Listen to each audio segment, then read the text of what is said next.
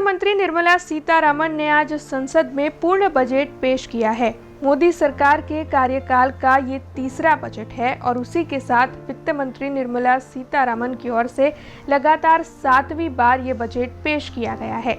इस बजट के तहत वित्त मंत्री निर्मला सीतारमण ने कई बड़े बड़े ऐलान किए हैं। वैसे आम आदमी की नज़र कब से बजट पर टिकी हुई थी, तब बजट में कौन कौन से ऐलान किए गए हैं और इस बार के बजट से किस किस को फायदा होने वाला है, ये सब हम आपको बताएंगे आज की इस खास रिपोर्ट में। लेकिन उससे पहले PRG न्यूज़ में आप सभी का स्वागत है। सबसे पहले हम बात करेंगे कि इस बार के बजट में सस्ता क्या हुआ है, क्योंकि आम आदमी यही जानना चाहेगा कि बजट में उसके लिए क्या सस्ता हुआ है। खासकर बढ़ती हुई महंगाई के बीच किन किन चीज़ों के दामों में कटौती की गई है, इसी पर सभी की नज़रें टिकी हुई होंगी। तो हम आपको बता देते हैं कि इस बार के बजट में कैंसर की दवाइयों को सस्ता किया गया है। कैंसर की दवाइयाँ, कैंसर की बीमारी जो सबसे ज़्यादा बढ़ती जा रही है, उसी बीच कैंसर की दवाइयों को इस बार के बजट में सस्ता किया गया है। इसके अलावा सोने, चांदी, platinum, mobile phone, mobile charger, बिजली के तार, x ray machine, solar sets, leather और सी फूड्स को भी सस्ता कर दिया गया है। इसके अलावा मोबाइल और चार्जर पर कस्टम ड्यूटी घटाकर 15% कर दी गई है और साथ ही सोना और चांदी के गहनों पर कस्टम ड्यूटी घटाकर 6% कर दी गई है। यानी कि अब अगर आप सोने चांदी की खरीदारी करना चाहते हैं तो इस बार के बजट के तहत आप सोने चांदी की खरीदारी जरूर कर सकेंगे। अब बात करते हैं सैलराइड एम्प्लॉयज़ के बारे में। इस बार के बजट में सैलराइड एम्प्लॉयज़ के लिए क्या सौगात दी गई है, ये आपको बता देते हैं। सैलराइड एम्प्लॉयज़ के लिए इस बार के बजट में जो प्रावधान किए गए हैं उसके मुताबिक नई टैक्स रिजिम में 7.75 लाख तक की इनकम टैक्स फ्री है। 17.5 हज़ार का फायदा है। फैमिली पेंशन पर टैक्स छूट 15,000 से बढ़ाकर 25,000 कर दी गई है। यानी कि इस बार सैलराइड एम्प्लॉय को इस बार के बजट में काफी ज्यादा फायदा दिया गया है। अब इस बार के बजट की सबसे बड़ी बात आपको बताते हैं। जो पहली बार नौकरी धारक लोग हैं उनके लिए इस बार के बजट में फायदा बताया गया है। दरअसल जो बजट दिया गया है उसके मुताबिक पहली नौकरी वालों के लिए 15,000 रुपये की मदद 3 किश्तों में दी जाने वाली है। जी हाँ, पहली नौकरी वालों के लिए ये खबर है। 1 लाख रुपये से कम जिनकी भी सैलरी होगी उन्हें EPFO में पहली बार रजिस्टर करने वाले एम्प्लॉयज़ के लिए 15,000 रुपयों की मदद 3 किश्तों में दी जाएगी। यानी कि अगर आप पहली बार नौकरी करने के लिए निकले हैं और आपकी इनकम जो है वो 1 लाख रुपये से कम है तो फिर ये 15,000 वाला फायदा आपको भी होगा।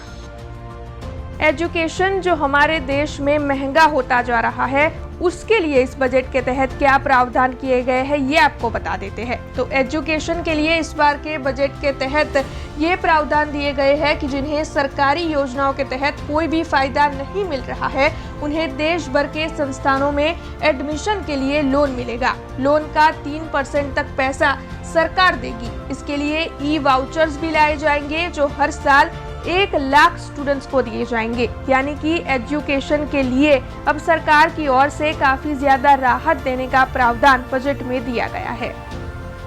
बिहार और आंध्र प्रदेश के लिए बजट में क्या प्रावधान किए गए हैं ये आपको बता देते हैं। तो इस बार बजट में बिहार और आंध्र प्रदेश के लिए कई सौगात दी गई है। बिहार को 58.9 हज़ार करोड़ रुपए और आंध्र प्रदेश को 15,000 करोड़ की मदद की बात बजट में बताई गई है। इसके अलावा बिहार, झारखंड, पश्चिम बंगाल, ओडिशा और आंध्र प्रदेश के लिए इंफ्रास्ट्रक्चर डेवलपमेंट के लिए विशेष स्कीम की भी घोषणा इस बार के बजट में की गई है।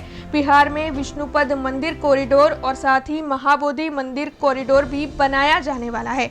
तो वहीं नालंदा विश्वविद्यालय को पर्यटन केंद्र बनाने की बात भी इस बार के बजट के तहत बताई गई है।